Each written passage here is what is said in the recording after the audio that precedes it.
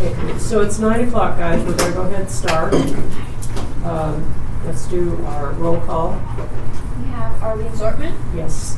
Tom DeBee, Yes. Glenn Pepper, Yes. Carrie Snow, Jenna Reed, Jamie Davis, Yes. Molly O'Donnell, Here. Lauren Sully, here, Sarah Arney, here, Quincy Williams. Here. Okay. I didn't say have you. Good. Okay.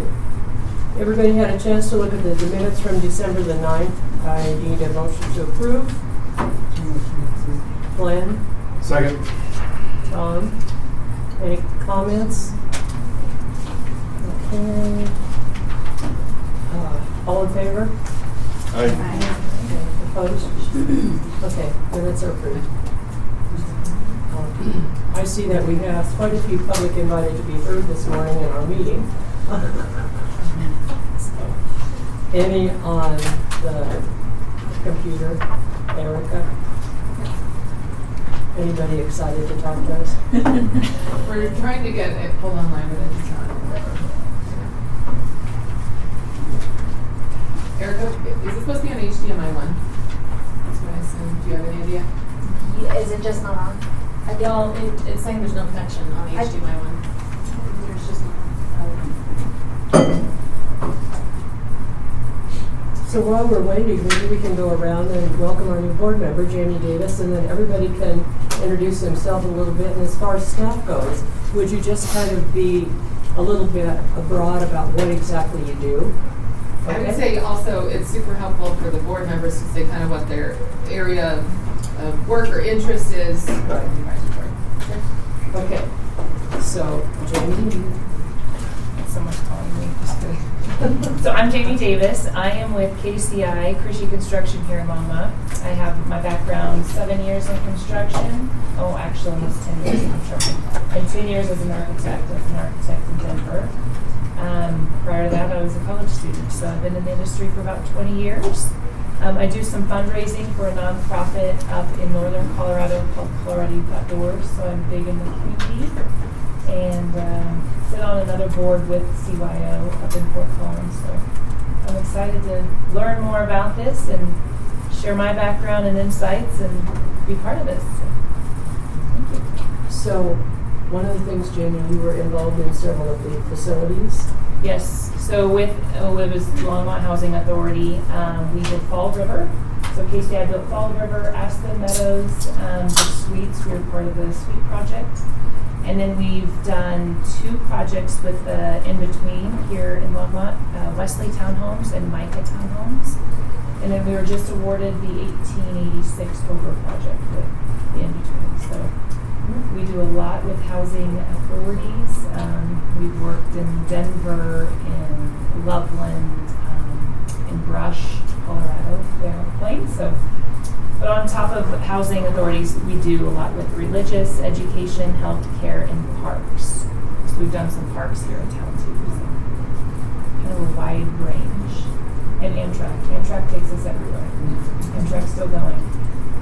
So, yeah. Okay. Arlene Zortman. I've been with the LHA for about 5 years, I think. Came on during COVID, so that was kind of exciting. Yeah. But anyway, so that's, I've been in Longmont about 8 years. Hi, Glenn Pepper. Most of my background in housing has to do with mediation and eviction work and small claims and residential disputes. And you're excited that all these women are here? I'm Jenna Reed, long-time Longmont resident. This is my second term on board. My husband and I own, well now, we used to have 25 doors over on units here in town, but we managed to sell off some of those last year, yay. So now we have 15 doors open left. Nice. Good for you. And you service some voucher holders. Yeah, we probably have now, like, I don't know, 30% of our units are, have voucher holders. Okay. Okay. Not an easy task. Okay. I'm Jeff Rinaldi. I've been on the board since the summer, since my first term here. I've lived in Longmont about 4.5 years, and I worked at University Housing in Denver, which is the largest affordable housing developer, nonprofit affordable housing developer in the country. So, I'm Carrie Snow. My background is mostly legal. I was a prosecutor for years, and then I did some private work, including construction defect, contract negotiation, and litigation.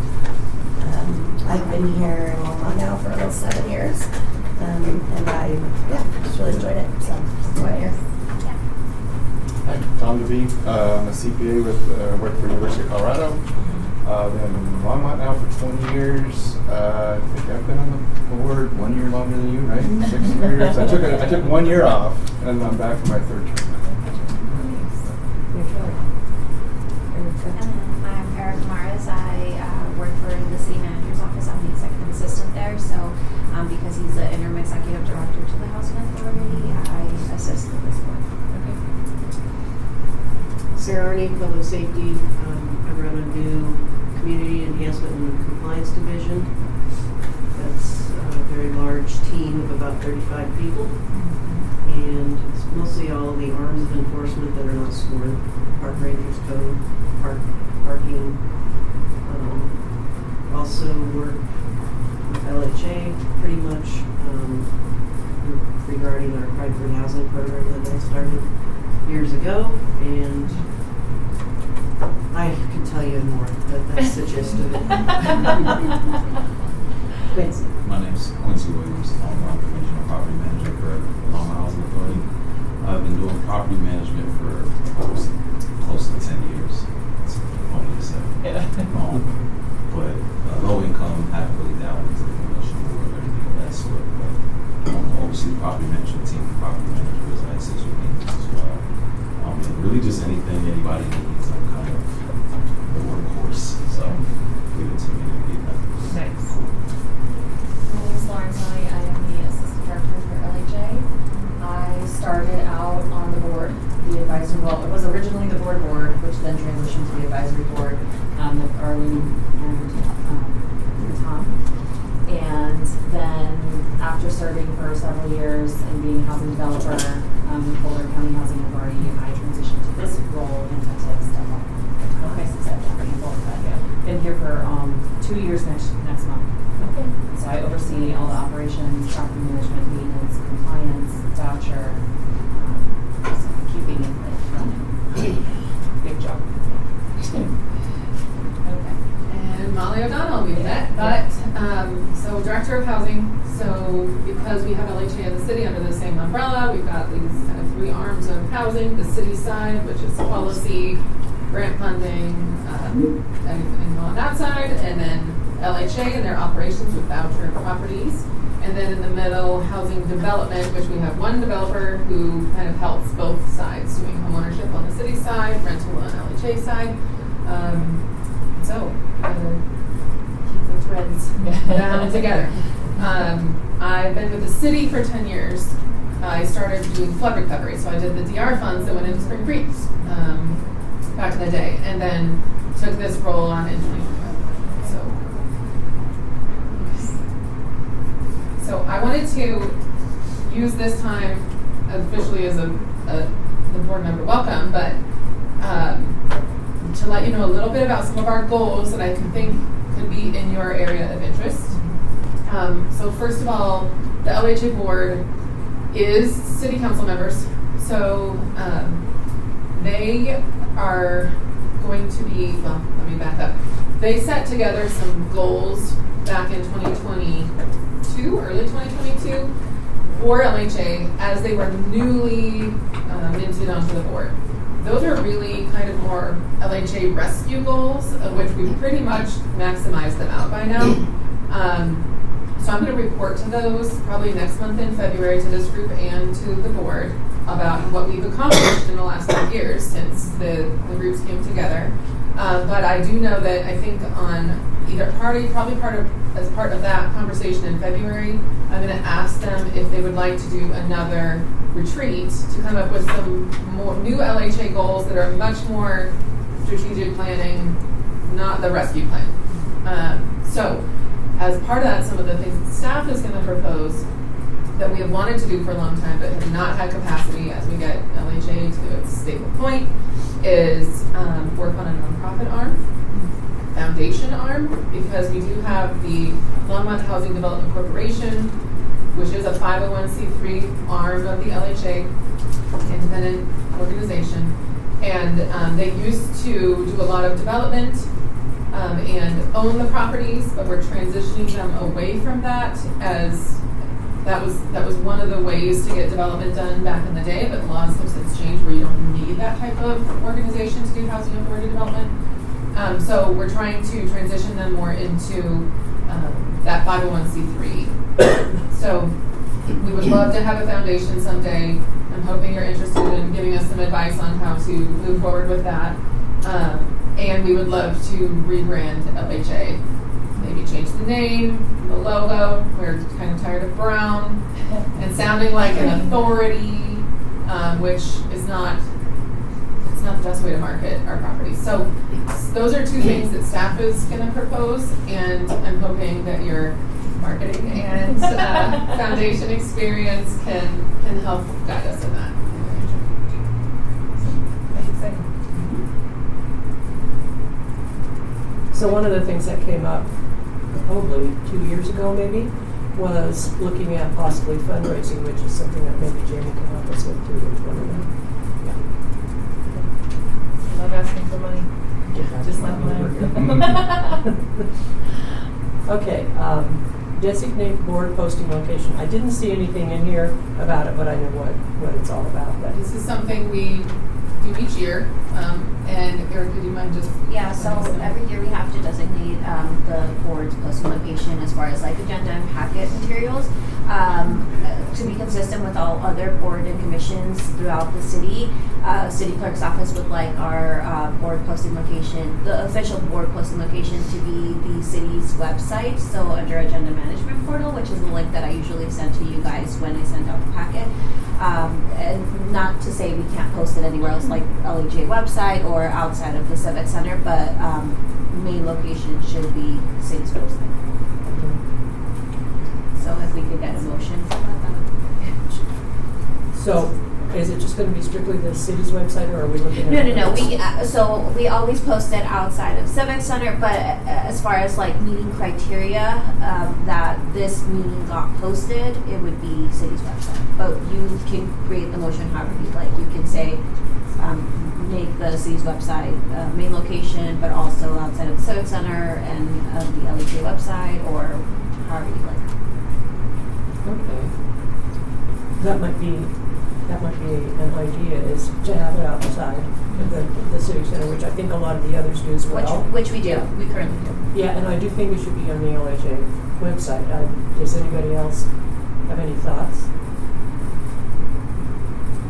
Okay, so if we want to do those three, I would need a motion to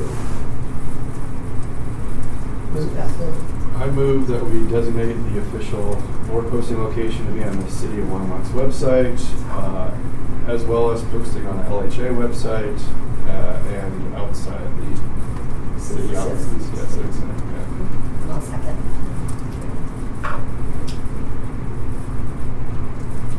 All in favor? Right. Okay. Opposed? That passes. Okay. All right. Discussion of board chair and vice chair roles. I'm going to introduce this one for you all. So Arlene, you have served as chair and Carrie as vice chair since August 2024. So you had mentioned last meeting that we should talk about board positions for this new year at this meeting. I did want to mention, so Arlene, your term expires June 2026 and Carrie's is June 2027. Would you like to would you like to all make a vote on new positions now, or wait until the term after yours expires? I think that's open for discussion. I'm flexible either way. If somebody is just really excited to do this right now, hasn't been a ton of heavy lifting as the vice chair. Arlene's done a wonderful job. So I'm open to whatever you guys want to do. Happy to give somebody else a shot at, again, lifting, but sure. Is the idea that these groups will take over in June after Arlene's term ends, or is it right now? That's the or- option. Either Arlene continues through the end of the term, and then you do that positioning at the first meeting after that, or you do it now if somebody else would like to take it over, and then you just have continuity through. Well, do all our other terms end in June as well? Nope. Oh, we have. Staggered. Staggered. You No, finally got them all in staggered. June, but we got some in December as well now. Here, Something? let me, I'll summarize. We've been trying to get them on the, like, leave them open until they can just film at the same time, but it's, yeah. Okay, so Arlene is the only one that expires June 2026. And then Josh and Jamie are June 2027. That's because Jamie was filling that vacancy created by Melissa. Glenn and Carrie are also June 2027, so we have 4 for 2027. And then Tom and Jenna are June 2028.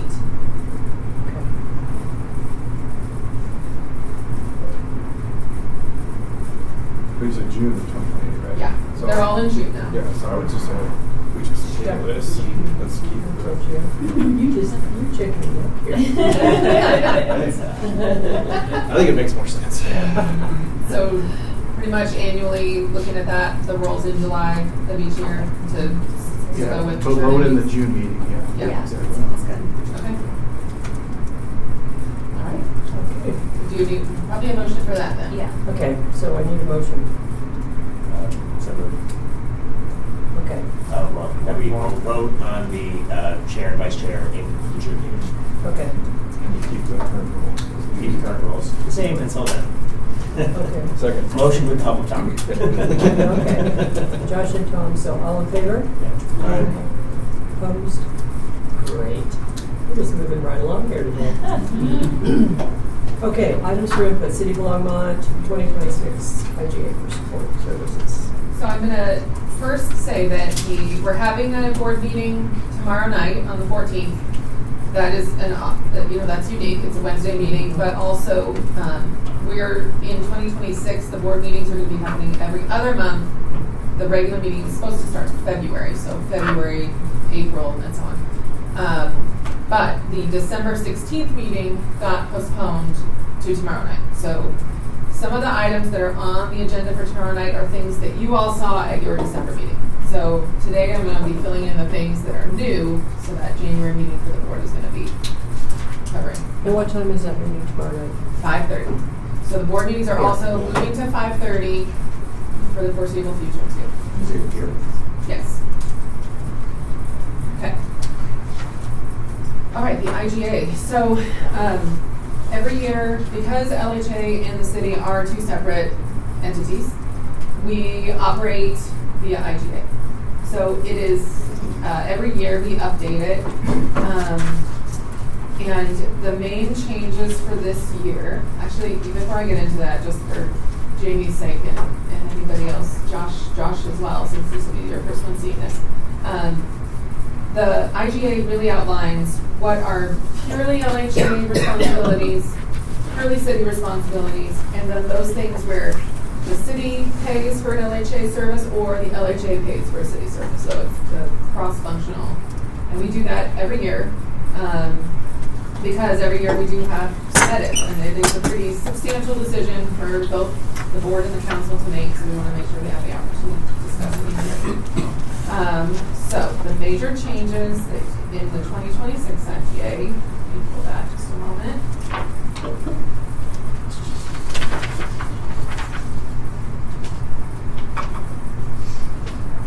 So our clinicians model continues to get more and more complex, but it's all worth it because our bringing clinicians in to provide clinical support services to our tenants, specifically at the suites, has been so beneficial to the property, to operations, to the residents, to the community as a whole.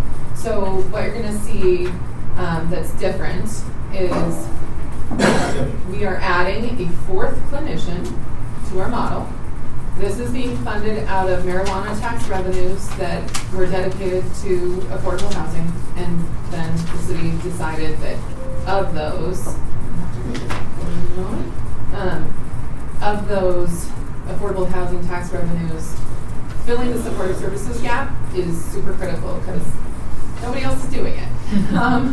The new mental health tax that Boulder County voters just approved, that hopefully will help this area of work in the long run, but it's too early to know how it's going to be distributed, who it's going to benefit, and it's only 3 years. So the city has made a commitment to clinical support services using its own money. Basically, nobody else will, even though we know how valuable it is, so the city will. With this, I'm reluctant to use any of the Fountain County funding because it's only 3 years and it's not ongoing. To put an ongoing expense on this for us operationally, because it's just setting ourselves up for disaster if it goes away. So we're going to focus on other revenue sources on both sides of the house. Yeah. So if we access anything like that, it would have to be like a one-time or special purpose. It's not positions. And it's a countywide tax, right? So what would that look like if we did decide to try to pursue that and get money? If we have to coordinate? We don't know yet. Okay. It looks like it might I remember it was vague on the ballot. I mean, Yes. thinking like this seems broad. Yeah, I think implementation is what the county is trying to figure out now. Maybe there's some competitive element where they put it out. We don't really know. There was a bit of a rub with our council, if you remember. Our council actually didn't support it officially, and I think it was because there was a lot of ambiguity about what would go to municipalities. And on that side, when they presented, it was unclear whether municipalities would qualify for funding. So our council kind of stayed silent on that, and everybody's watching it pretty close. So, I just want to interject something here. This, for Jamie. Jamie's our new, Jamie Davis. Hi, I'm Harold. Nice to meet you. Harold is the city manager and also the interim director for LHAAB. So Molly, what you're talking about with the fourth clinician, I see that in, what is that? Article 1, Section 2F, right? We've got the 4. And then the only thing that I was kind of confused about with that was if you go on to subsection G, it's also titled clinician services, but that's different. That's like a case manager position, and that's 80% funded by the city, right? So there is one clinician position that LHA funds 80% of. Gotcha. LHA was going to fund 100% of it, but then we have really hard time filling in clinician 1. We really need clinician 2 was the way to go. So LHA came in with 80% of the city will top off the last 20. That's right. So the two sections are really what LHA pays for and what the city pays for. But what's exciting about this fourth clinician position is something LHA has wanted to do for a long time is have clinical support services available for our voucher holders. So that is what this position would primarily focus on. We'll see how uptake is and what if there needs to be extra support to fill in elsewhere for case management at the suites. We'll see how that goes. But that is something that some other housing authorities have been able to do in the past and the Senate desired for a long time. So it's really exciting. We do know that there's a difference between case management and clinical support services. Case management is very helpful and wonderful. Clinical support services is really where you bring in that mental health element. And that for the suites has made all the difference in stabilizing the property and helping our tenants stay housed and thrive. Do we get to bill Medicare or Medicaid for those services? We do not right now. All Roads, so that was a very big question for a long time. All Roads does the case management services at Zinnia, the property we manage from this Board of Housing property. And they are just in the last 6 months diving into Medicaid, and they're getting some good traction. So that's good for us to follow and see how it's going. But it's certainly something that should be eligible. Yeah, I worked in healthcare for 9 years, so yeah, it's difficult. Yeah. But if they make traction and kind of figure it out, then we're paying attention, we're talking to them about that, and we can see if that's an opportunity for us in the future. So that's that main difference, and now I'm operating off of memory. So elsewhere, we made some clarifications about our tree care services that the city provides to LHA at no cost, just to make sure there's good communication about what's going on.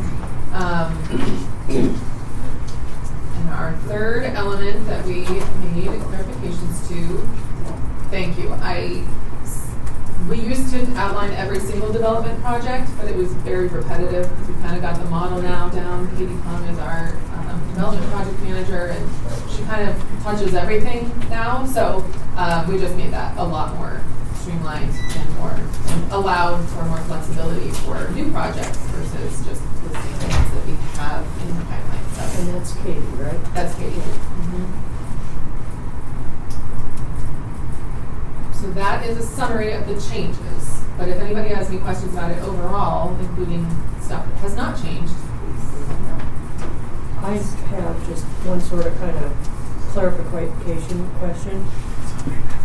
On the assistant director position, as I was reading through that, does that position in any way interact with development services when we're looking at property, getting property and all that kind of stuff? Yeah. Okay. So we coordinate to make sure the development and operations talk, because you can't just do development in a vacuum and then turn it over. That is Right. not a good idea. Right. Yeah. Okay. Now, on the legal services, I'm sure this is the answer, but it's the one place where you say limited to instead of not limited to. I assume that is intentional for the city attorneys. Yeah, it's in section E, or subsection E in section 2 of the Article 1. Yeah, there's that one too. I'm pretty sure it should, in the second line, say, but not limited to. I would usually say that's the case, but if it's related to legal, I want to make sure. I'll check it. For our special counsel position.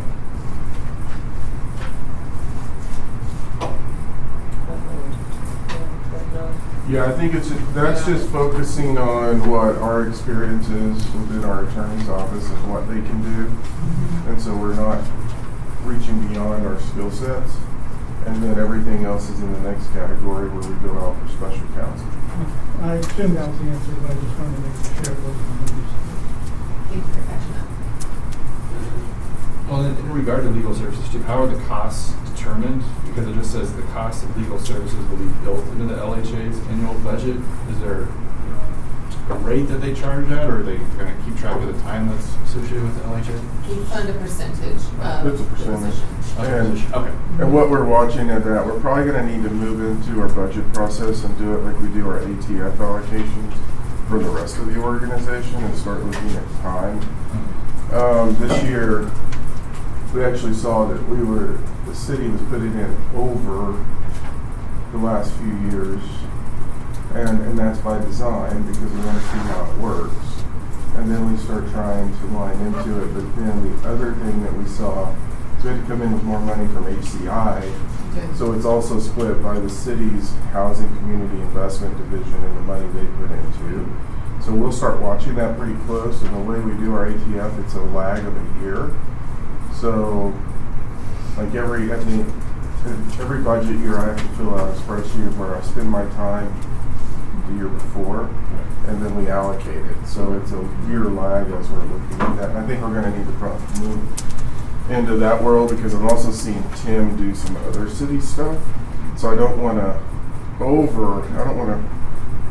have it where the city was over subsidizing to do where the housing authority is over sub. So we're going to have to bring that into our ATF process.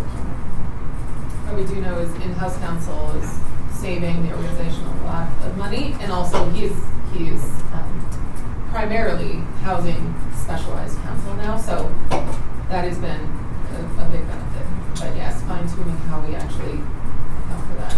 And for the newer board members, I don't know if we've said this to you all, when we got involved in this relationship, the Housing Authority, and Lauren, you're going to have to help me remember this, they were paying their executive director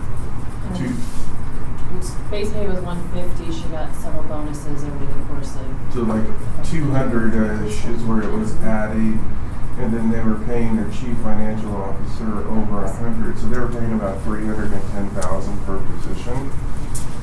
And so when you look at this contract, what we were able to do is absorb some of that at a lower rate, where there is kind of a subsidy on the city side to the housing authority side, but then put that money, and we started putting it directly into positions that directly impact the operations.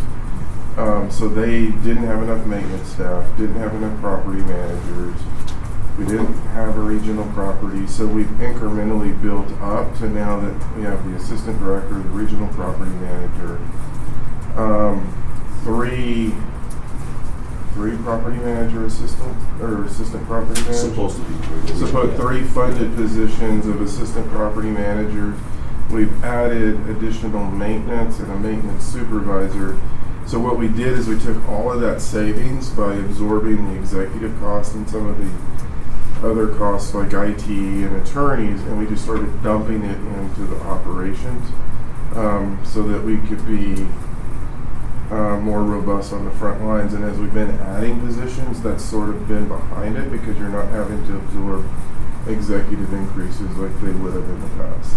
Is that a fair statement, Lauren? And so, and then part of why you're seeing me in and out is I'm starting to treat them more like I treat all the other departments. And so really bring it into the fold of the operations where they're briefing me and they're talking to me, but I'm pushing more on them in terms of working with the board and other things, just to kind of continue that trajectory and succession planning. Well, does your position need to be added in here as the It's in there. executive director? It's in there in terms of what I think it's, where is it?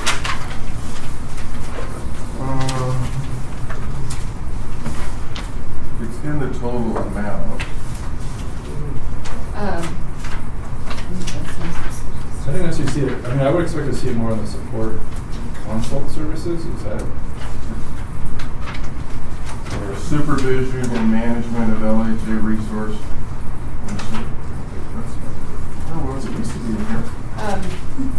It's there. It's LHA shall pay the city for consultation regarding organizational development, leadership, operational, and management services as directed by the interim executive director. So that's under financial obligations. Okay, which one? Financial obligations, article 3. Section K. Okay.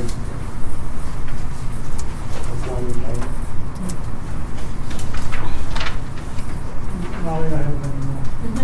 This is was just a question operationally. On the snow removal, which we certainly haven't had any need for. The last I remember was when we used the project managers and the properties to do the actual removal. Does this include, it says include sand, fuel, and materials from the city? Do we have the ability to get bodies? So we use our maintenance, in-house maintenance for snow removal, and the property managers are responsible for assisting with ADA, because that is the first and foremost task, is to clear ADA pathways, and we do it in-house. We do get sand and mechanical repairs to our trucks through the city. We also have the ability during a major event, if it overwhelms our staffing, we can ask the city to step in and help plow, because we do have one plow truck, but we have several ATVs now. We've got snow blowers at most properties, so we're pretty well equipped to handle a snow event. We just haven't had one this year. So we are technically saving money, but where we save on the front end, I know in the spring we're going to get dumped. So we do have the ability to ask for assistance from the city, and that would not come to a cost, because snow removal is one of the most expensive things to carry for each property, in addition to insurance. And originally they were contracting that out, LHA was, and it was so expensive that we had to bring it in-house. And terrible service. With all the turnover that we experience with personnel and maintenance and all, we still have a pretty. We have 6 maintenance personnel in addition to our maintenance supervisor position, so we are pretty well staffed. and we've got it down. We'll call the snow shift the day before, following the city's processes with roads and highways and everything, so we are tuned into that, and we know kind of what's expected, and make those calls ahead of time. It's not as much of a scramble as it was I remember this. first and over. So basically on that, if you remember the the budget, we actually were able to buy 2 trucks. As You part got of 2, this- but only one has a plow. But only one has a plow. I think we can get the other one outfitted for a plow. But what we did is we pulled trucks that we were transitioning out of the city early. And so we paid the depreciated cost on those trucks.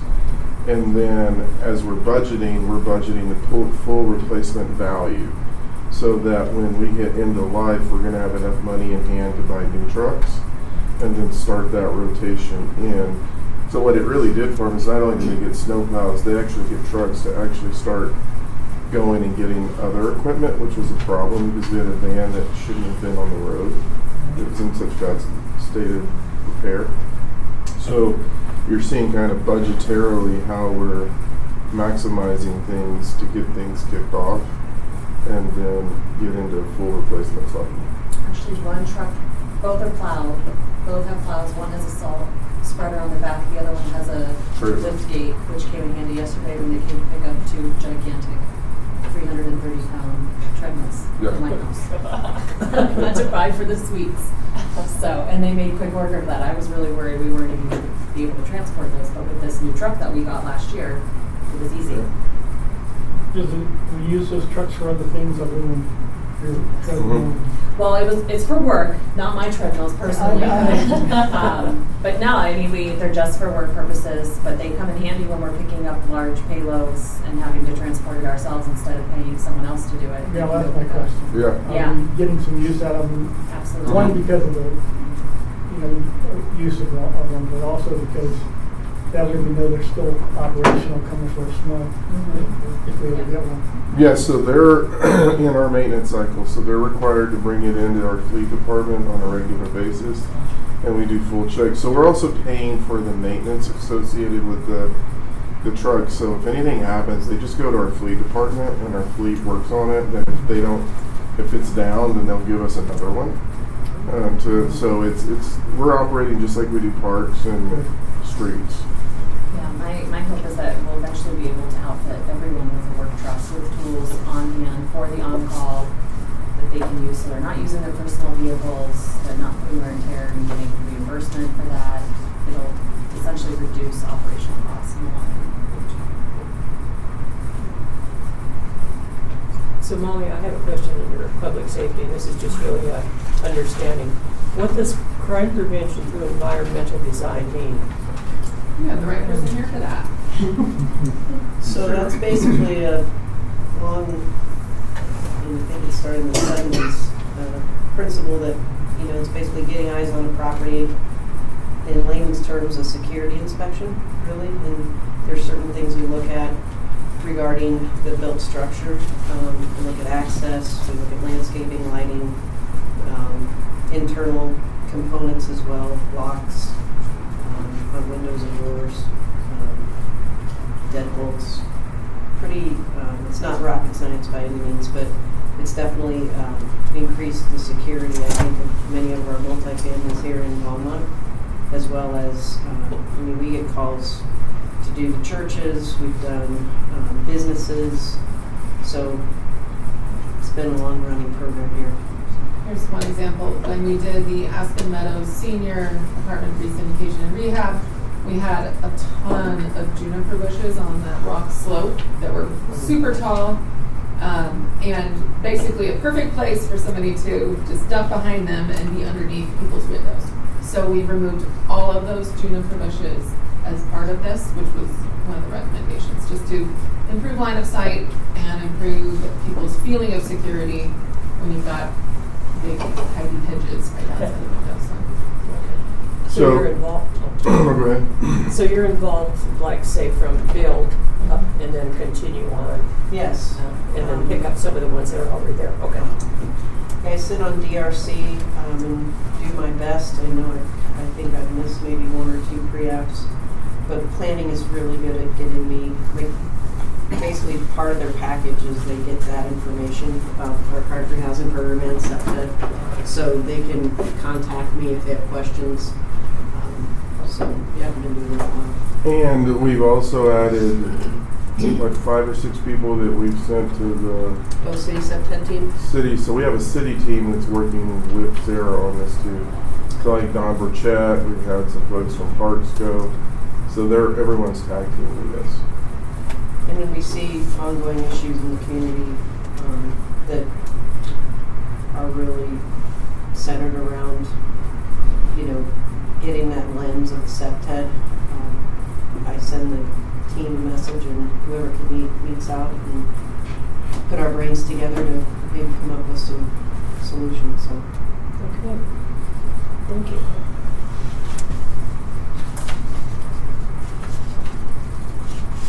Any other questions?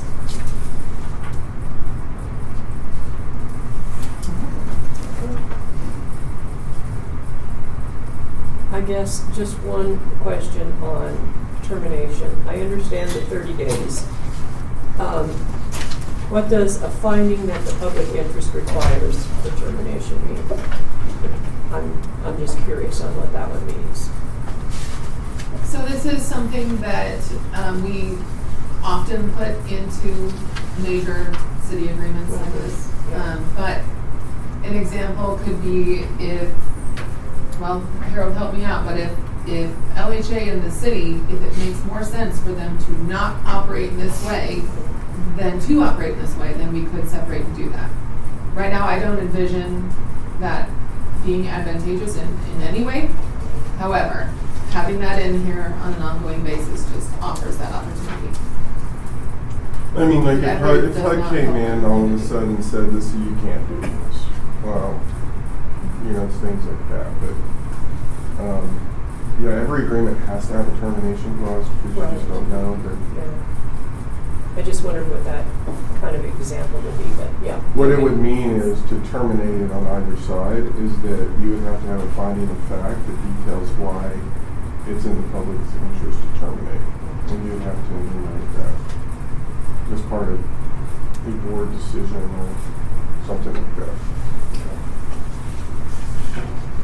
But they get terminated with 30 days notice anyway, Yeah. right? So, and that was my thing, is if there was non-payment, so we could just say, okay, we'll give you 30 days notice, Yeah. we're going to cancel it, you're not paying it, really. Or just terminate because of costs as well. Yeah, but the people doing the payments are actually city staff. Yeah. So somewhat related to that, is there a reason in that section for the terms that we don't have a severability clause? You guys see in every contract, it says if this, part of the contract is invalid, the rest shall continue to apply. Essentially, slightly more complicated language, but is that something that we on purpose didn't want to do here, or we don't think this is a sort of contract where a severability clause would apply? So pretty much in everything. Yeah, normally we have that in the cure provisions, but I don't know that we thought that the attorneys thought it was needed. It's necessary here. Okay. Well, because the board is the same. The board is the council for LHA, the city council on the other side. So typically when you need the cure provisions or things like that, you have really distinct and separate entities that you're working with.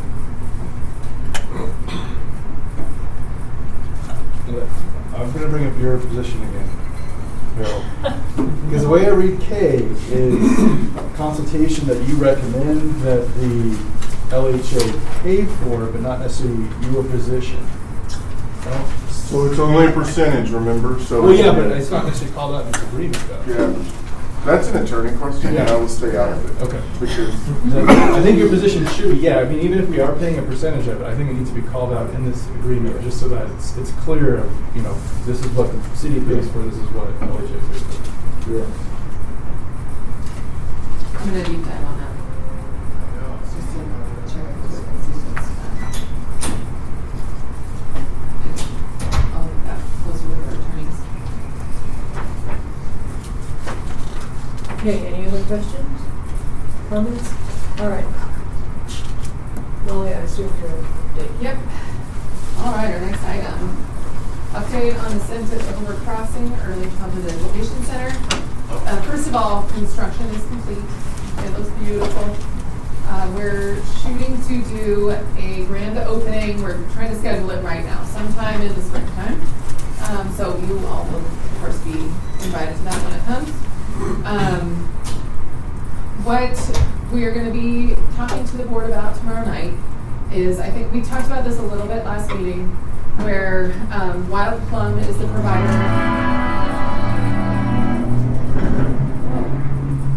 That sounded like it was like a song coming on the screen or something. Wow. That really felt like there was not windows at all. Anyway, where am I? Wild Plum was our provider that we've been working with. We've been talking to them since about 2023 to be the early childhood education provider. Just to refresh, we have 3 classrooms. The intent and desire was to focus on the youngest age groups, knowing that universal pre-K helps families in the older preschool age groups, and also because preschool is more available in the community than infant and toddler care. So we've got 3 classrooms that are intended to be geared towards those lowest age. Wild Plum is a primarily Head Start provider. So they work with a federal program to serve the lowest of the low-income families and provide services, family services that wrap around with that. The goal for this was we wanted somebody that was experienced working with income qualified care, and the idea was that CCAP would allow them to expand so that they would have, a Head Start model and the CCAP model, and that's how we could get expanded childcare slots in the community. That was in 2023. We signed a lease agreement with Wild Plum right when we closed on our financing in mid-2024. And really how that outlined the intent of the building is that we paid $3 million to build the building using grant funds from a variety of sources. And then there would be ongoing costs associated with operating that childcare, building related costs, and then just straight up operations, meaning staffing and food and everything that would be needed to operate a childcare center. The building operation costs, so things like snow removal, a fair share of snow removal compared to the snow removal that's done at the rest of the property, elevator, things, HVAC systems, things like that, that we would set a rent amount that is the actual cost of those from the prior year, so that we would account for all the costs in one year, charge that as the rent for the next year, so it's always at cost and it's always behind. But so there would be officially some rent, but it's really just operations costs. What that turned out to be is about $1,100 a year is a month is the estimate for the first year. So Wild Plum, we all had our lease that outlined all of that. Everything was working okay. And then CCAP froze. And what that means is not only are they not adding new CCAP families, but as a child ages out of daycare, the CCAP goes away. They're basically kind of like how we have to scale down our voucher program through attrition to meet HUD funding constraints. That's what they're doing with CCAP. So we have absolutely no date outlook as to when CCAP could be expanding again.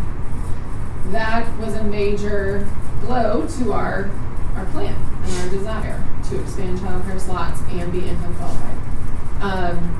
Meaning, I say income qualified, that's like our housing term, but really it's trying to serve the low income families with some subsidy.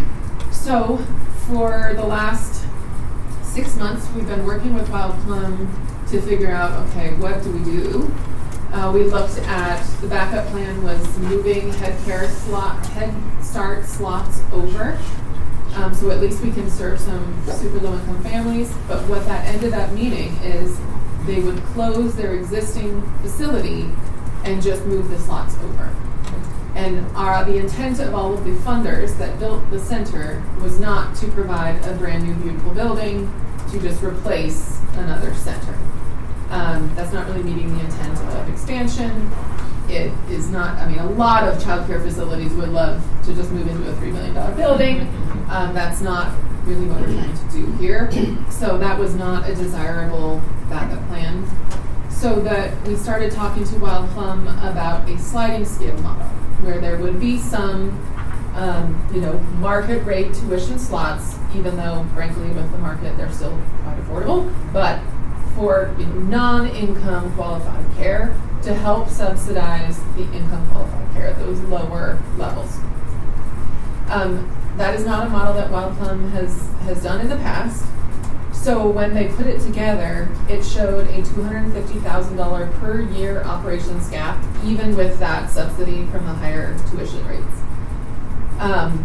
That turned out to be, that's pretty typical, that's standard, and I'll get to how I know that.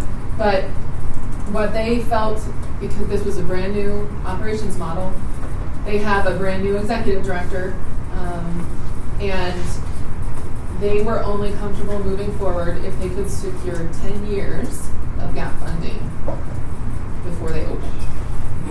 So 10 years of times $250,000, that's $2.5 million. Also, we are not in it's not my expertise to go out and ask funders for childcare operations funding. I don't know how to do that as well as they do. But I do know that asking for 10 years when, everyone is strapped is pretty, it's a big ask. So in October,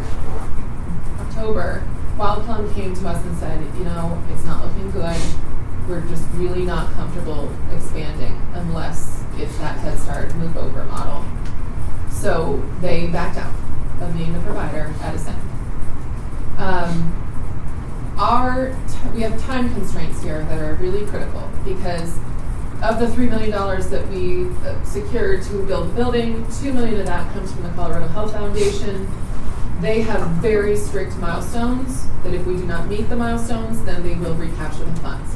Problem is, we've already spent the money. We can't take it out of the building. So that would leave a $2 million bill to be paid out of somewhere. So we absolutely have to meet our Colorado Health Foundation milestones. So after Wild Plum notified us that they needed to back out, we went to Colorado Health Foundation and introduced them to the R Center because they run the Aspen Center for Child Development right over here in the old post office building. Over here, old post office building. And because they have been operating a sliding scale model for years. They know the gap, they know what they need to do to operate that way. And they were comfortable.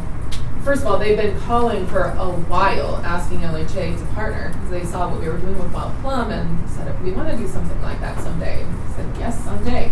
Well, the day has come. And so we asked them, would you be okay with implementing a sliding scale model? And how many years would you need in advance to know that you would be comfortable opening? And they were okay with doing a year at a time. So we talked to Colorado Health Foundation after that and said we have another provider. They are still work with low-income families in the community. They provide wraparound services. The R Center does all these other things, and Colorado Health Foundation is familiar with that. So we got a verbal green light from Colorado Health Foundation to switch providers and work with a sliding scale model, meaning we would not be serving all low-income families, but it still does not mean that's forever. If CCAP comes back, we could start to morph that into more all low-income families. What Colorado Health Foundation really wants to see is that we are doing outreach to people that live in Ascent and have them be able to come to the child care center if they want, and have the kids that are served not match, but an attempt to have the kids that are served match the income spread that is in Ascent. So because we do have a mixed income model at Ascent, because we are serving between sub 30% AMI all the way up to 80% AMI, that fits in with the sliding scale model as well. The other thing, and Harold ducked out, but I wanted to hear this, so I'll catch him up later. So at our center is taking this, they've already introduced this in concept to their board, but they're taking a formal decision to their board here next week on the 21st. So we'll be introducing this concept to our board tomorrow. The only instrument that we have to do is a lease termination with Wild Plum and then a new lease eventually with our center once they get the go-ahead to keep going. But they're working with that financial model. We're working on helping them fill that one-year operations gap of it's still $250,000 because that is a true, that's what it takes to hire. And especially when you're serving the younger kids, you need more teachers, a lower ratio, et cetera, et cetera. So something that they have though modeled is not opening an infant room immediately, which is a blow. That is not what we were really desiring. The whole idea of Ascent was let's stretch our legs, see what a city and LHA partnership could do with all of the access to resources that children use in families and all the expertise and bring it in and create something really amazing. It's still amazing, but if they cannot fund infants off the bat, if we have to wait and open an infant childcare room once CCAP comes back someday, that might be something that we have to accept to be able to open at all. So they're already out there talking to their funders. We talked to, and this was something we were doing with Wild Plum as well, that the construction side has cost savings, and our development partner Penrose is willing to use some of those cost savings to help fund that gap for the first year. And then Penrose's foundation arm is also interested, and we're talking to the light tech investor and everybody to see if their foundation arms would like to help. So we're helping fill that first year gap, and then they have their connections as well. So we're making progress on that gap with the intent of hiring and opening for the new year, for school year, so August, September. So that is what we will be talking about with the board tournament. So we're doing our best to make lemonade out of lemons. We still are meeting what we wanted to do, which is opening an awesome childcare facility, expanded slots in the community, and serving as much subsidized care for low-income families as we can. Maybe keeping their original facility open? Yes.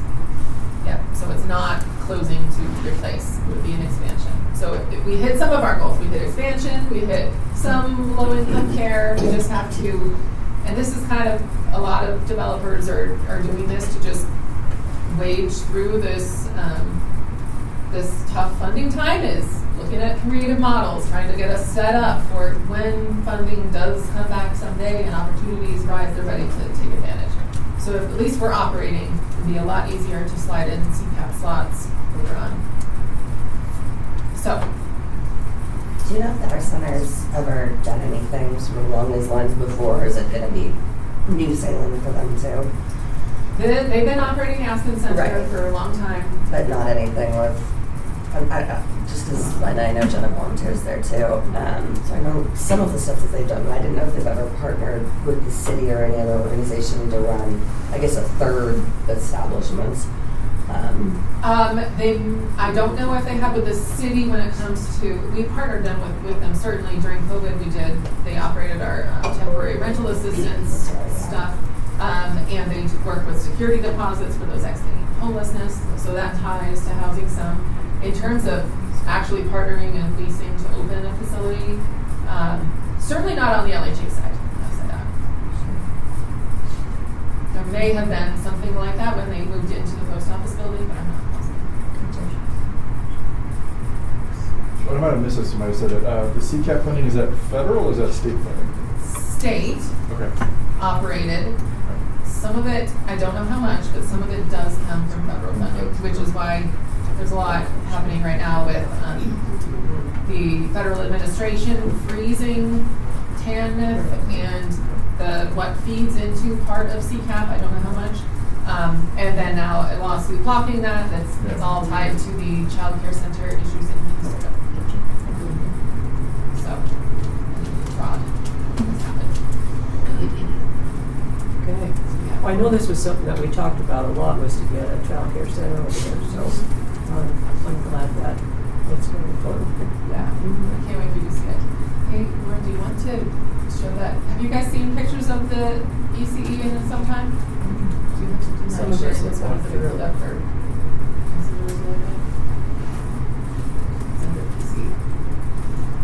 And if they don't operate the infant room, there'd be 2 or 3 other rooms. We still have 3 classrooms, but they would be toddler, and that's what we're trying to. So this is all very current as of yesterday. Trying to see, okay, so what does that mean for the rest of the slots and the spread? Because in total, there's 4 rooms, right? There are 3 rooms. Oh, 3 rooms in total. Okay. Yeah. One of them. So that could be a 1-year-old, 2-year-old, 3-year-olds. Okay. This is the lobby right now, and there's still some tape on the ground. But so they have their own play spaces, 2 of them, to separate older kids from little kids, and that is separate from the playground that's actually to serve the residents. So this is the community room. We're getting some professional photos taken soon, but these are just our. If it looks this good, it's just our. It's pretty good. Amazing. We have move-ins. We have people living there. We did it. I'm pretty excited. That's storage. Yeah. Yeah. The only thing I have going for me is a garage, which is focused.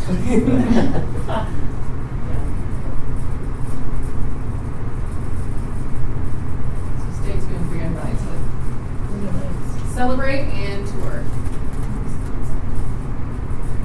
Unit washer dryers. That's really neat. Okay. All right, development and special project updates. Tosh Madison. I will say that it feels like I'm reporting out the same thing each month, but things are progressing where we are working on the next big thing. We are looking at land down towards the transit station, lower downtown area, and we are working through our opportunities right now. So hopefully very soon we'll have some actual news to present, but I'll keep it there for now, but just know that we have things cooking. We're working, coordinating with the city side on funding opportunities using affordable attainable housing tax. The city's affordable housing fund is going to be opening up its funding application round in March. So we've got things cooking, but I will report back more specifically very soon. I'll leave it there for now. The last time you mentioned Parkview and Mountain View. Yes. Does that have conflict? So we're still working with them on negotiating what a special limited partnership would look like. I'm not taking that to the board tomorrow night. That may be, if we end up in a good place on it, it could be the February meeting. They're in a tough spot right now because it's a bond deal, primarily a bond deal. So they worked with CHAFA in the second half of 2025 and they got to a point where they had enough bonds allocated to the project that if they came in for their tax credit application, CHAFA would top them off with the last amount of bonds that they needed. That was the end of 2025. December 2025, CHAFA said the top-off program is going away. Instead, it's going to be a competitive process, and there's new rules that tie to the new there's new bond rules out from IRS that got approved with the big beautiful bill out of the federal government. So they're lacing it all up together to fit. But that meant that this project, they did not put in for the last application round for statewide balance because they were told by CHAFA that they would have top off. Now there is no top off. They didn't put that in, so now they're like, well, no, we need more bonds. So they're trying to figure out their attack to get enough bonds to continue to do the deal. They're also negotiating that special limited partnership with us. It's tricky because it's our first one on an existing property on the tax rolls, so we're trying to get creative. But they may need to take some more steps before they're ready for their tax credit application. They gotta figure out their bonds and potentially figure out some gap financing. Still kind of in the works. The in-between project that we talked about last time for special limited partnership, that is going forward on tomorrow night's agenda, requesting a tax exemption for that 1886 solar.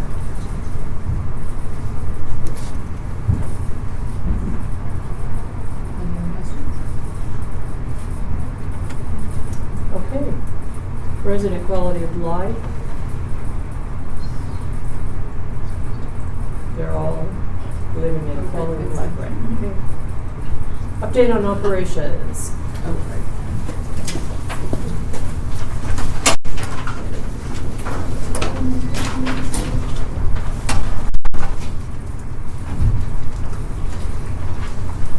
So as of right now, as of today, as for Meadows neighborhood, we still only have one vacant over there, which Summer and Maria are working to fill. Is that the one that in the past has been used for the property manager? Or the regional property manager? No, I don't think so. No. Okay. No, it's B2, the one that got fully remodeled. Okay. Someone moved in, and then shortly after moved out.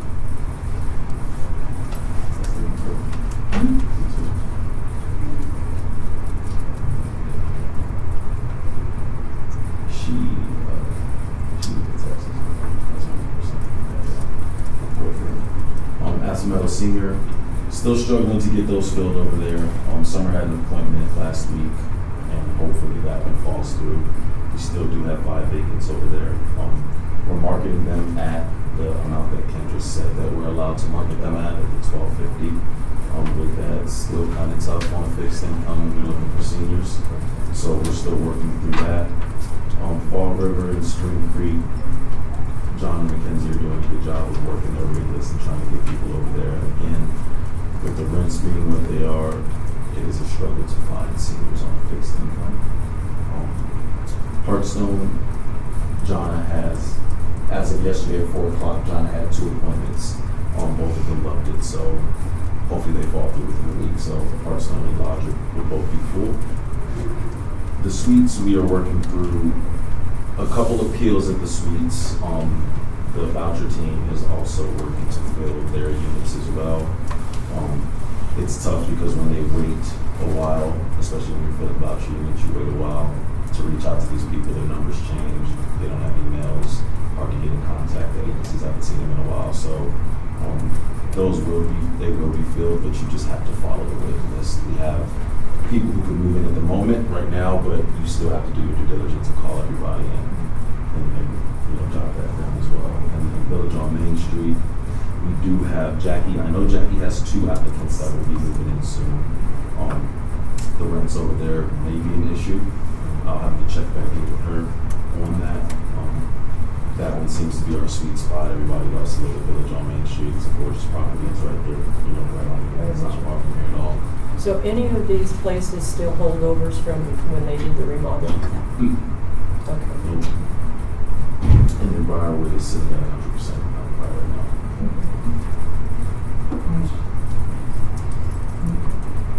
On Fall River and Hearthstone, you showed 2, but then down below you showed 3.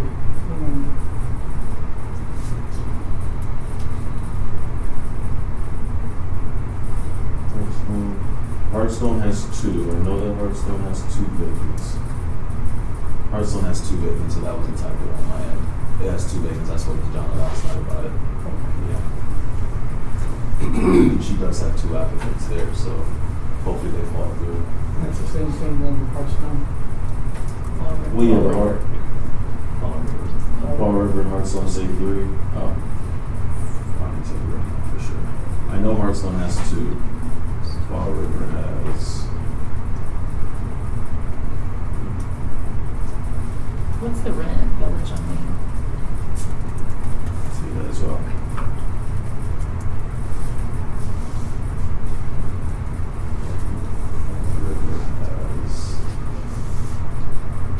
Fall River has 3. 3 vacancies. 3 vacancies over at Fall River. And then the rents over at Village on Main, our 50% or so, well, the 50% 2-bedroom that we have is $1,695. The 60% 1-bedroom that we have is also $1,695. The 50% 1-bedroom is $1,412. We have another 60% 2-bedroom at $2,034. 30% Jackie has somebody on that one, $791, and then the other 50% 1-bedroom that we have is $1,412. We do have somebody for the second floor unit over at Village on Main Street. He's been waiting for quite a while for his second floor, so we have somebody that can afford that $1,695, but everything else we kind of have to go back to the drawing board and analyze. Just because, like I said, with seniors, it's kind of tough to find somebody making that much money. We're taking 2 times the rent. We haven't dropped the rental the times amount as far as dropping it to 1.5, but Kendra did let us, and not at Village on Main Street, but over at Aspen, did let us drop the price because all the units over there are 50%, and then 1412 on right there. Yeah, and that property is not as accessible as Village on Main Street. So that's why it's a little bit more of a struggle why people would choose that over Aspen's. So any chance that you would possibly look at reducing the rents at Village on Main? Probably not right away. Not immediately, because we can get people in there for sure. We've had an influx of people relocating to long-term care through your family, so that's a definite trend. Well, and at that price point, you're actually competing with the private market as well. Almost. Yeah. Yeah. Oh, yeah. Yeah. And one of the units at Fall River is a PBB, but it's a 2-bedroom, and we've had a really hard time finding a senior household who qualifies for a 2-bedroom in this country. Because really the only way you're going to qualify for that is if you're a married couple who doesn't make too much money, or someone who needs a second bedroom for a reasonable accommodation for Or live-in caregiver. So that one's been vacant for quite a while because no one has been able to qualify. I remember in meetings past, we talked about changing the wait list and using more the Colorado agency. Was that the suites that we were going to be doing? Yeah, that's for those exterior homelessness. Those Right, are not okay. necessarily these. Yeah. So we're using local case conferencing for the suites. For our vouchers at the suites, MHP, now Clinica, has always used that process to get applicants to fill their vouchers. We have transitioned to that same process this year. It will be faster eventually, but we're still getting into the rhythm of that new process. And we've had a couple of evictions in the suites. We've had deaths as well, so that's why we have a high unit. And then you also have had applicants that, and exiting homelessness for those is very scary. So they get all the way to the end and then realize like, oh, this is actually about to happen. And then just back out completely and go back to what they're comfortable doing. So that's been the case for several of the units over there as well.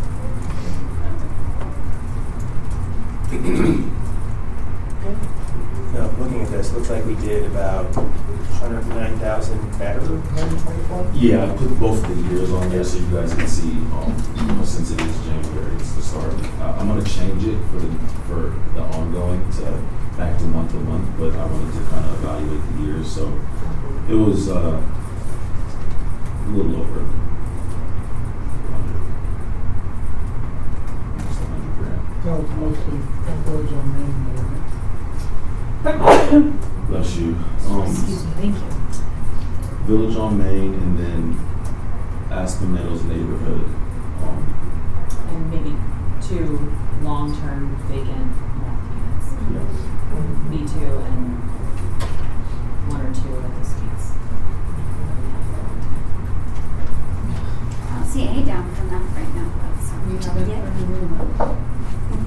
On which one? Technology. Sorry, I didn't want to put that into the universe out there. Well, I'm not, usually I'd be like, don't say that. But things have changed so much in the last year on how you can clean meth units rather than full gut. It has been game changing. So that is not to say that we have not had meth issues, but we can respond and get them cleaned up and pass inspections of the vendor. So it's amazing. It's what we needed for the last 5 years. So it's very exciting. I also wanted to mention, because there's a lot in flux in Longmont's rental market right now. First of all, we have a lot of new market rate apartments coming online right now. So the market right now, there's a lot of concessions and openings. We do expect to see that once those do stabilize and fill up, we'll be back to our highly competitive nature of our rental market here in Longmont. That is just based on demographics and what we see and how low the vacancies have been right before all that. So it's kind of, we're in this awkward period in between, which is good. Supply is good. But we are definitely seeing that market rate rents are at 60s. We filled up our lower AMI units at Ascend pretty easily, 50 and below, but it's really in those 60s and above, that's going to be tough. And then when you're a senior, any of that, I mean, it brings it down. Like anything above maybe 40 is tough. So on the city side, we have a grant from the state to update our housing needs assessment here in the first half of the year, because we really want to look at our rental market, especially now that as of January 1st, you're supposed to be seeing fees not charged separate from rent, other than parking. So we want to see what that does. We already know from our voucher side that we do have some landlords that are coming in with like, I need a rent increase because now I have to include all these fees in rent. And at least in some instances, well, you just did a rent increase, you can only do one per year, so sorry, you're not allowed to do that. But we are seeing people start to try and build that into rent, so we want to see if rents spike in the first quarter of the year or not. So we're watching data. I don't think it's going to happen. No, it's not. Tell us what. Yeah, well, there's a real glut in the 1 and 2 bedroom unit right now. I mean, the 1 bedroom's really overbuilt in terms of, I mean, even for like what we're seeing in ours, we've had to lower rents up to like $150 in the 1 bedrooms. Now my 3 and 4 bedrooms, even my bigger units, single family homes, anything with a garage, I'm still seeing the ability to raise rents on those a little bit, not much, but some. But anything in the 1 and 2 beds, not only are the rents not increasing, I've actually had to lower rents to get units filled. So, and I'm looking at the concessions. I mean, because the new builds, they're using that, so you have to do that for financing purposes, right? So a more body, which you can't do in some of our units. So they're offering 3 months. You know, if you do an 18-month lease, you've got up to like 6 months of concessions. It's wild, just because they're having to, you know, they're now that they're built, they want to get out of those construction loans. Yeah. I actually see, I've heard kind of in the real estate rumbling world that there's some big kind of defaults coming in the private market, because there's some of the, I won't say which ones, but there's a couple of newer builds that are, they're going to default, they're going to go into foreclosure. So I don't see it getting any better, at least for the next 24 months at a minimum, because we're really overbuilt. And the one, like I said, anything bigger, right? We have a huge lack of 3 and 4 bedrooms. Like we saw that with the and I think a lot of private landlords, me included, we've sold off all of our single family homes because well, they just don't make any money, and the potential for damage is too high. All of the new rules coming, so I think you're seeing landlords, even now with the depressed market, it's harder to sell single family homes. You still can. But I see a lot of my people that I know that are kind of in our space just getting rid of that stock. So that, and once that's gone, it's permanently gone. It's not going to go back into it. Like someone's not going to buy that and rent that out at these numbers. You couldn't have rent high enough to even get that. No.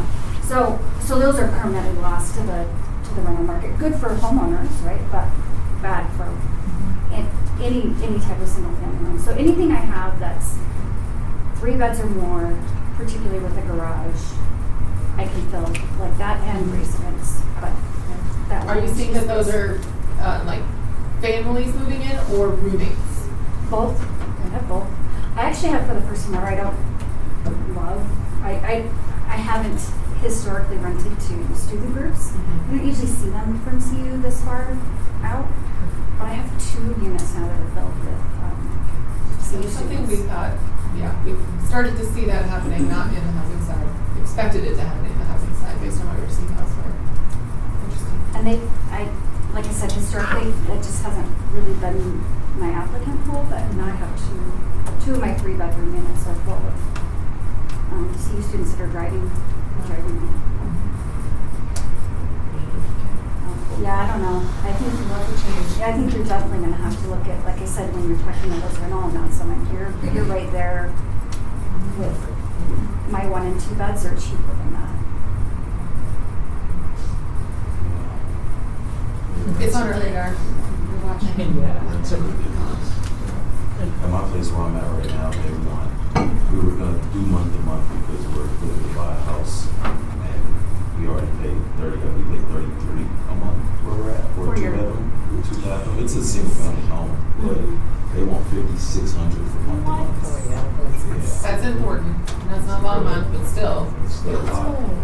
So we said that if we were to go buy a house, it would be cheaper, and the mortgage is actually cheaper. Yeah. So I personally think a lot of people are going to stray out of the rent completely. Simply because I tell myself, if I can do it, anybody can do it. So,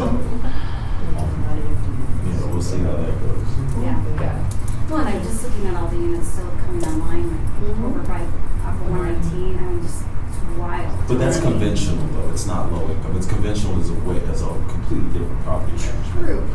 It is. We do. But when you are, Like when Martin's. we've talked about this, when you're shopping and you don't really see the fees, you're looking at the advertised rents, and then we come with extra layers of paperwork and such.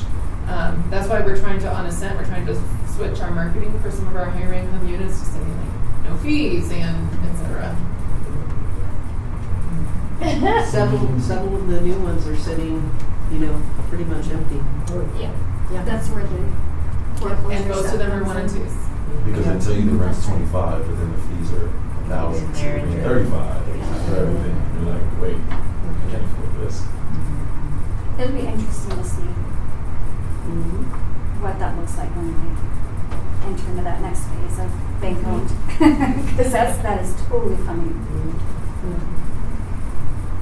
Well, and Josh, you mentioned that, we saw, I think, a decrease, right? Over 100,000, but wasn't Village on Main, we didn't rent that in 2025, right? Or we in 2024, excuse me, because of the refurbished, right? Okay.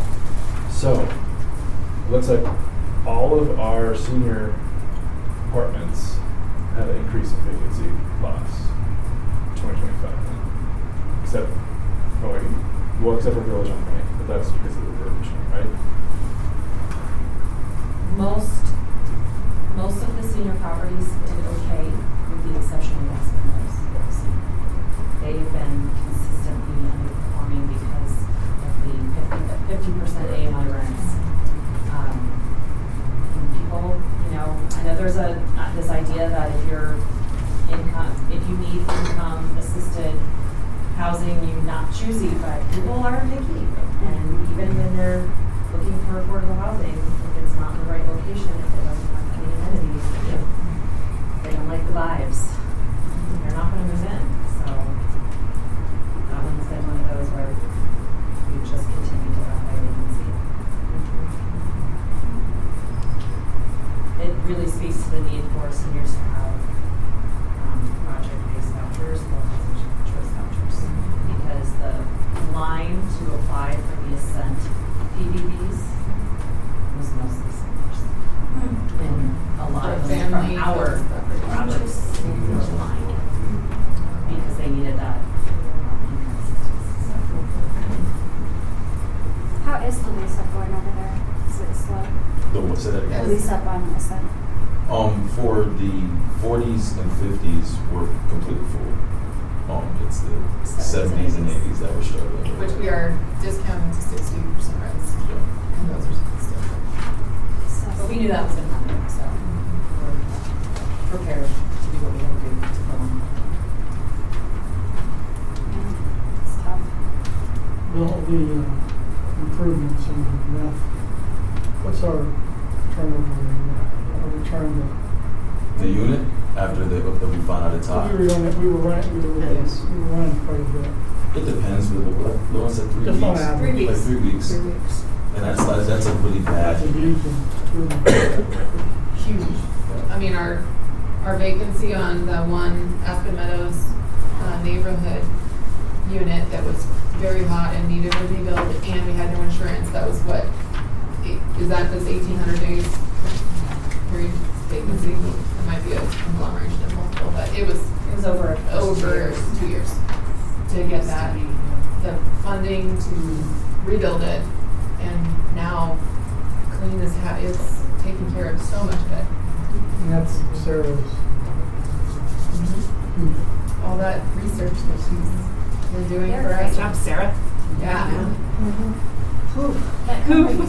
We had to use them last year, unfortunately, but it was, instead of having to rip everything down. Right. You use 70 services.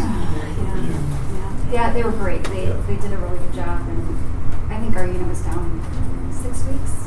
So. Next time you have to use it, tell them you know me, you might get a discount. Yeah, no, we've actually done some financing on some, actually we've thought about partnering with them.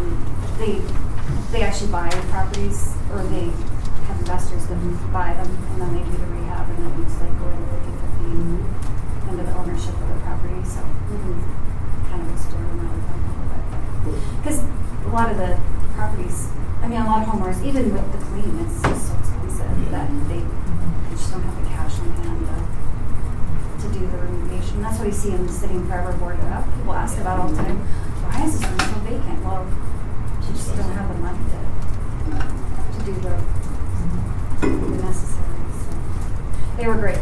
It was way better than having to do a full tear down, which we've had to do before. You have an attitude on. I know. This isn't real. You almost don't want to talk about it. Okay.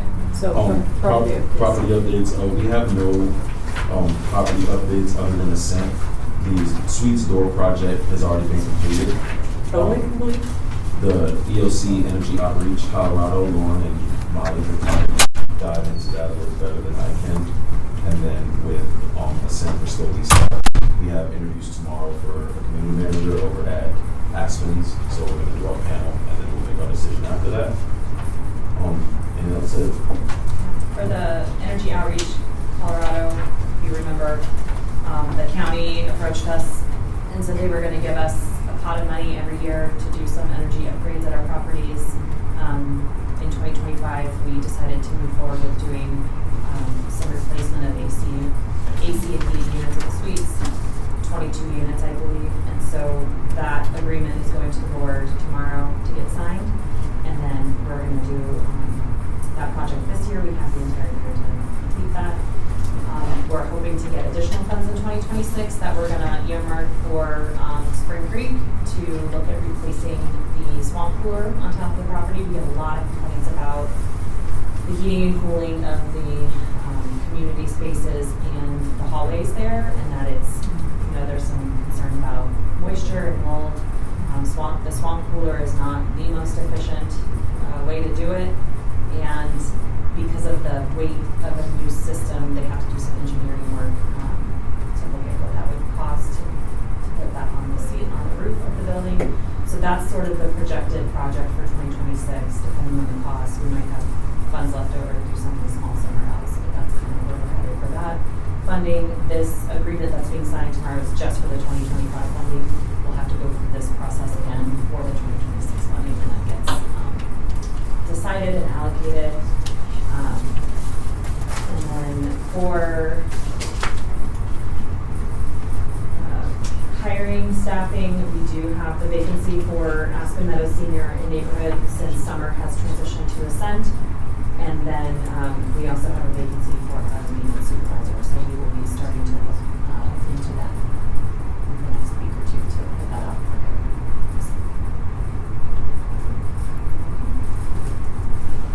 So what you're saying is the maintenance supervisor position is open? Yes. Oh. Yeah.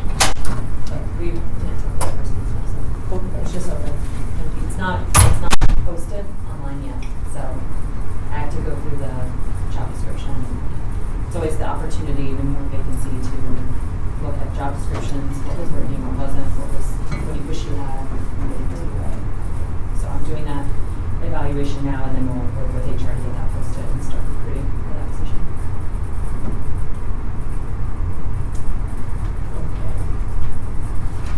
All right, any questions? What about your implementation? Sorry, you already for Rent Cafe? Yeah, I just have a question.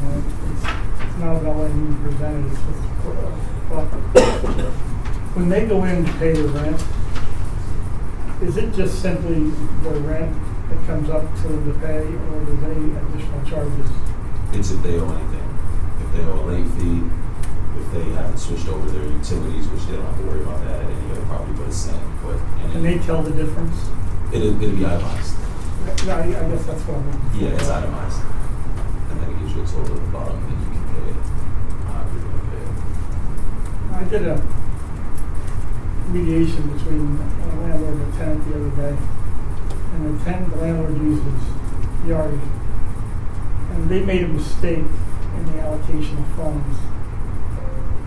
And I don't go into detail, but basically it threw the number off significantly that people were paying, and they didn't have any visibility to what was going on. And I was just curious if we might have the same exposure. But I can talk to you offline about that.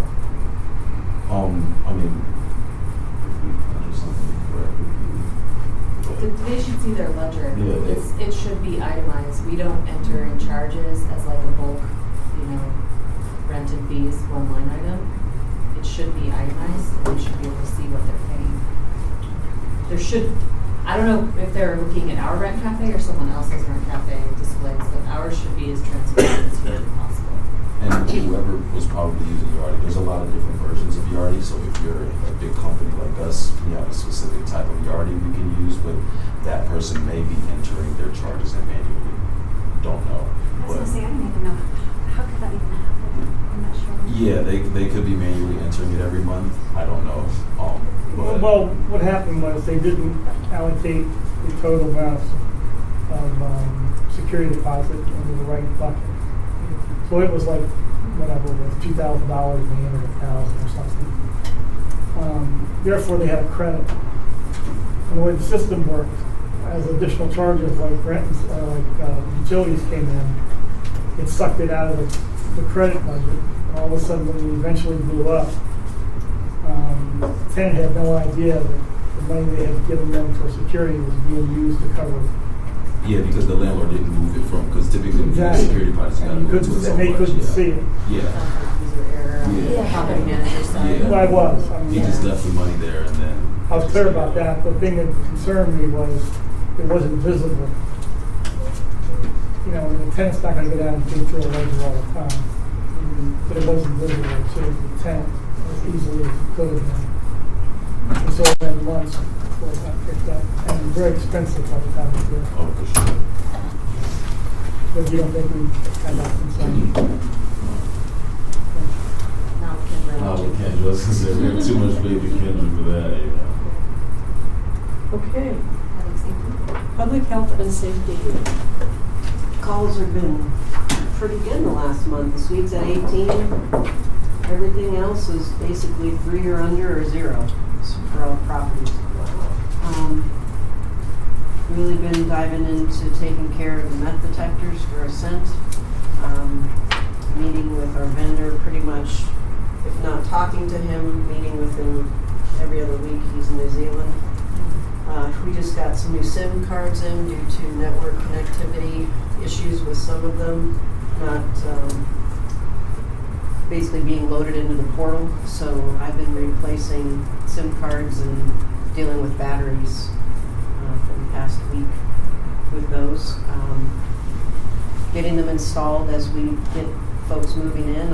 I'm kind of thankful with this hiccup that we're having that the move-ins aren't all at one time, because I would be staying up all night doing it.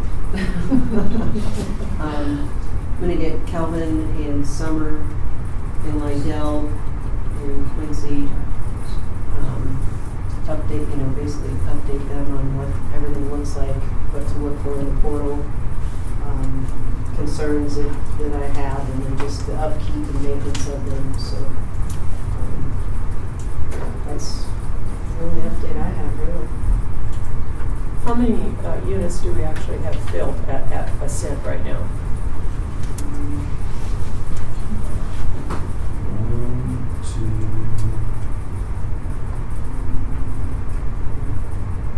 3, 4. Meaning moved in. Moved in, Fully yeah. moved in. Yeah. How many do we have leased up? 4 moved in, we have 31 leased.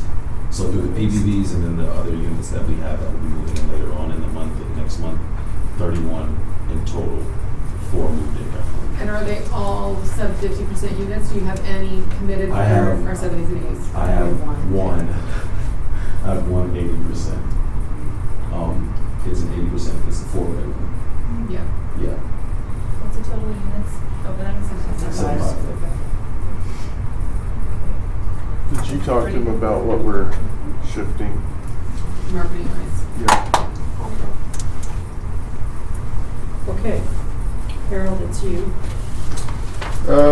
Anything in particular you all want to know about? Your life. It's crazy.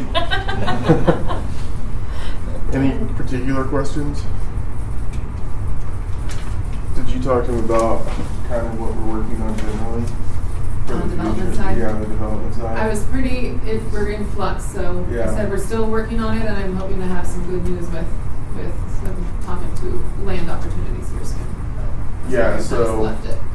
we're evaluating about, I'd say 4 or 5 different opportunities right now for the next project. I think we're still pretty clear-eyed on the fact that it needs to be a mixed income project. And so that's front and center for us, so finding the right partner and really determining whether we self-develop or we do a fee developer to manage workload we're working on. We're paying particular attention to this area generally right now because on the city side, we are moving pretty aggressively through. You may have seen that the council approved the phase 1 development agreement for the First and Main Transit Station. So we're in design on that right now, and part of that was working with the adjoining property owner as part of the design of the parking garage so that it could interface in with his multifamily development and commercial development. And so why we're paying attention to that is the transit-oriented development world right now is, in terms of financial opportunities with the state, pretty prime for where we're currently sitting in Longmont based on our transit station design. And that's connected to Front Range Passenger Rail and the rail line that will eventually be, if we get everything through from Denver to Fort Collins, it's connected to RTD. So we're having a lot of conversations right now. So a lot of attention kind of just say generally in this First and Main area in terms of what we're doing. From the city standpoint, we're working about 3 other projects that are tangential to the housing question that we need to figure out. So I think on the development side, we've just got to be ready to pivot and pivot fast based on opportunities. We were literally in a different conversation about a different area of town yesterday where, if we can do it right, there may be the opportunity to get some property on a for sale product for about $9 to $12 a square foot. So just a lot of movement right now in the development world and a lot of connection with city economic development work that we're doing. And I think that's where we're having some struggles because we don't want to overpay for land if we have the opportunity to get land at a lower cost. And so we're doing a lot there. Now for this group, and for you all to know, because of the volume of projects that we have going on, I'm moving Katie and Molly into another role with us, and they're going to be helping us manage like the transit station. They're the only ones that have built projects that aren't city projects. And so because these projects entail, and I'll include Lauren in what she did in the county, So we're gonna slide those in to help on this, but it is connected to it, and obviously that's where the city funding's coming in. We're gonna be putting more on Lauren and other pieces in terms of operational, where we're going, because I need to build some capacity, in some of these other projects. And so Molly's gonna slide here, Lauren's gonna slide here. I will be interfacing with both, but on different projects as we're moving forward and trying to build that. And then we're gonna see where do we slide in and fit in an appropriate location. And I'm being obtuse, and I know I am, I just can't talk about the details right now because we're in like 5 different negotiations. And then the next one coming is how does and it's no secret that we've been working on the Sugar Mill project. We talked about it publicly. The next question then is how does the housing authority fit into that? And they're gonna have to fit into that because we need to bring affordable housing into whatever happens at that location. And when I say that, I'm not only rental, affordable for sale, attainable for sale as well. And so we're watching all of these opportunities and trying to stage it where we don't overwhelm ourselves, but it is highly likely that we will have to overwhelm ourselves just because time. And you can't control that, and you can't control opportunity. And so we're just going to be ready to move quickly and building capacity in different areas. So would Sugar Mill kind of be similar to what's behind Costco now? Is that kind of? We don't know. I mean, that's the problem with that because hopefully, but on that one we have remediation issues, and this everything I'm saying and we've talked about publicly. We have a significant amount of asbestos remediation in the building, so we have to work through those issues. There's a small area that has contamination that will need to be encapsulated, and then we're fighting through wetlands. Are they jurisdictional? Are they not jurisdictional? And then some ground. So they use the bead pulp and they kind of just let it flow off. And so what does it take? Where do you have buildable land in terms of your compaction? And where do you not have it? So we're working through all of those issues. So yes, hopefully a true north can fit in there, but we're working through a lot of details to figure it out. So is any of that property going to be listed as historical? We're working through that right now. Because I think what the challenge that we have on that is there are some buildings that if you list it historical and you have to preserve the buildings, the cost of remediation could go from 20 or 30 million to 60 or 70 million in the blink of an eye. We are working with some folks. There is a way to designate it as a historical district, but you don't lock the buildings in. And so what you actually do is we may have to, like the big building, it may be that you just demo remediate it, but then you build it where it maintains the character of the area. So it's a historical area, not a historical building. And then how do you protect things like the smokestack, the water tower, and other things? You're managing costs throughout all of this, and you're managing dollars. So where can you get funding? So I wish there was an answer, but there's not right now. You do have an interesting eye. Yep.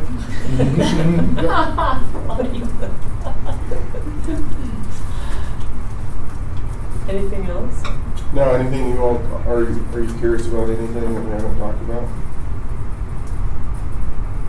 You can ask me anything, even if it's city related. This is what's also valuable about this. Well, I pulled something out of the paper the other day, and this is in regard to that program that Boulder County has for low income, or people who I think are low income, where they got 5 years worth of work with them to financially and everything. But what it said was that this is for Boulder County Housing Authority and Boulder Housing Partners, are we in any way? Can you say again what it was? Which one are you talking about? What's the name of it? And of course, you know, I only cut out the part that I wanted to see, so. It says, if you already have a housing voucher choice, enroll in the Family Self-Sufficiency Program. And the story actually had a lady from Longmont, so I'm assuming she had either Boulder County Housing or Boulder. I just wondered if Longmont vouchers be for holders. Family self-sufficiency is a federal program that HUD runs. LHA had a similar project that they did a long time ago for a RISE project, and that kind of tapered off, I want to say around the time that the Circles campaign ended, which was like 2018. It was before we got involved. It was before the city was involved. Yeah. And that program kind of modeled after family self-sufficiency, where you had someone working with this tenant who had a voucher. They were living in this program, they were living in Aspen Meadows neighborhood, and they were basically working to reduce the need for assistance as they increased their self-sufficiency. That program is a federally run program. We don't do that. I know Tracy and I have talked about wanting to either do FSS in the future or create our own locally funded program like we had before with the RISE program. But it is an administratively intensive program, and there's a lot of rules and regulations that go with that. So currently, right now, don't have capacity, but it is something that she and I have talked about wanting to do because there is a subsect of housing choice voucher clients who really do have the opportunity to grow out of the program and not need it. And I think what we see a lot are families and individuals who get a voucher and stay with their voucher forever. And there's always going to be a need for that. There's going to be, people who are not able to work the same capacity, as someone else, or seniors who, they're on a fixed income, their income's never going to increase. So you're always going to have that group of people who are going to need this subsidy forever or until, they pass away or move on or leave and can't continue to have it. And then there's a group of people that could really work their way out of the program.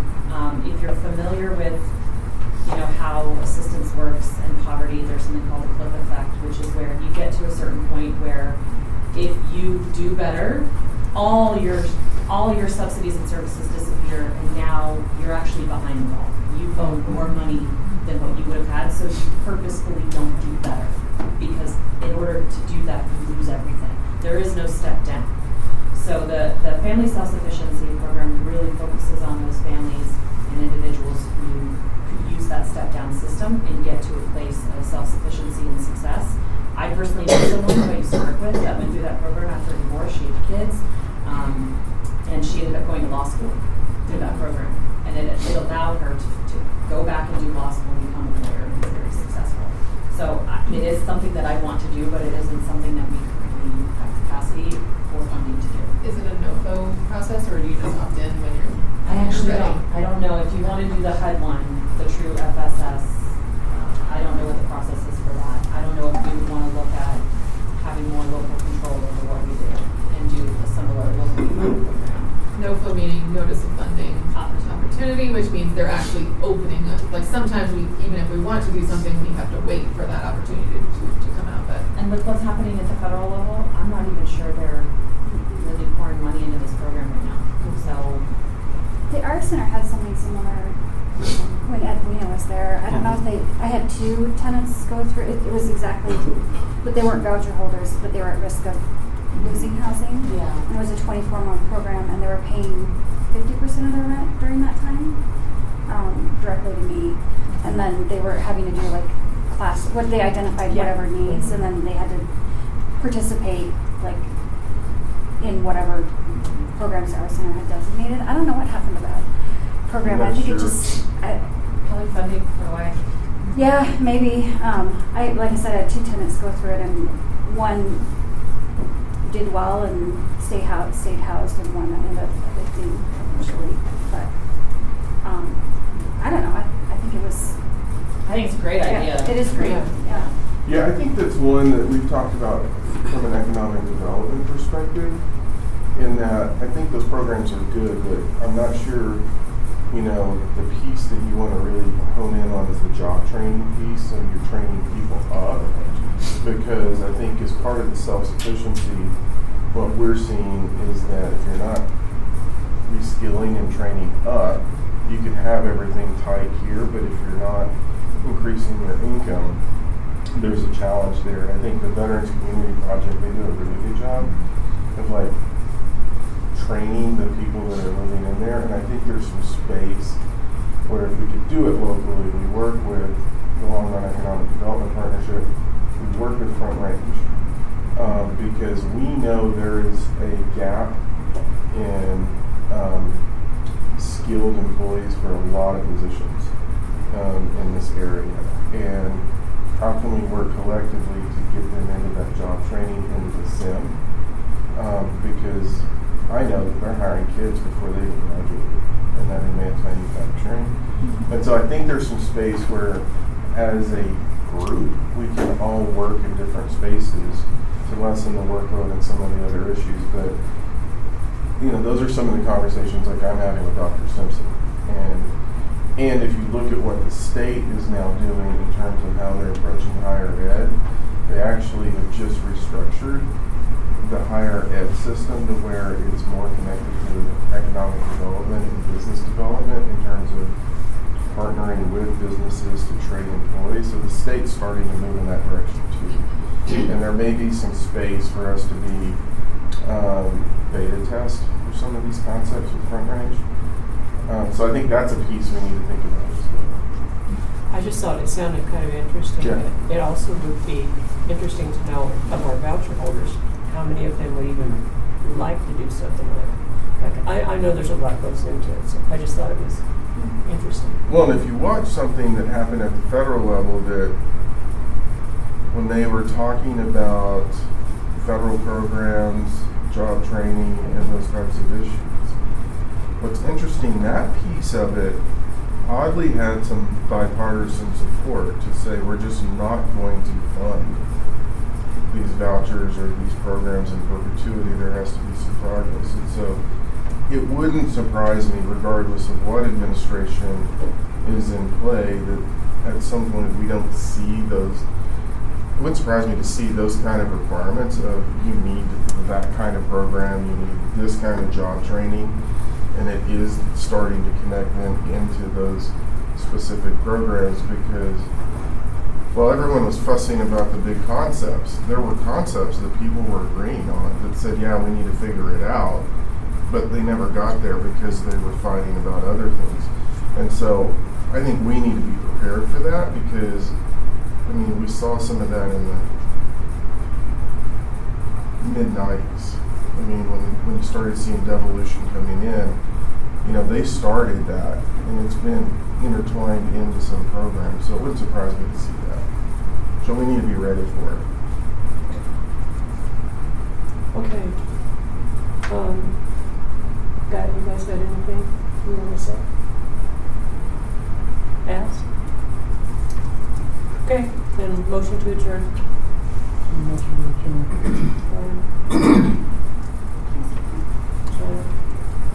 Okay, we'll see you guys in February.